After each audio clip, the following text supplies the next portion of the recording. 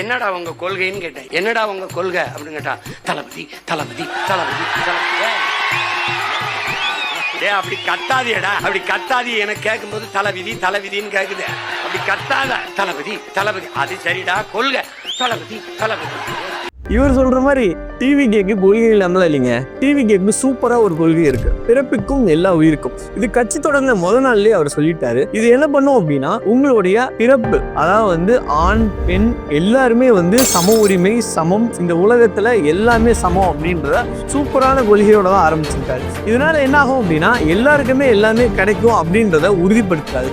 இந்த உறுதித்துவத்தை வச்சு என்ன பண்ணலாம் அப்படின்னா, ஒருத்தருக்கு ஒரு விஷயம் கிடைக்கல அப்படின்னா எல்லாருக்கும் எல்லாமே கிடைக்கிற மாதிரி பண்ணிடலாம். இது சூப்பரான கொள்கைங்க. இது கம்யூனிசம் சொல்லுவாங்க. தளபதி இது இப்ப இல்ல, அப்படியே. அண்ணா, கம்யூனிசம்னா என்ன? ஒரே வரியில புரியற மாதிரி சொல்லு. நம்ம பசி தீர்ந்ததுக்கு அப்புறம் சாப்பிடுற அடுத்த இட்லி இன்னொருத்தவங்களோடதுமா.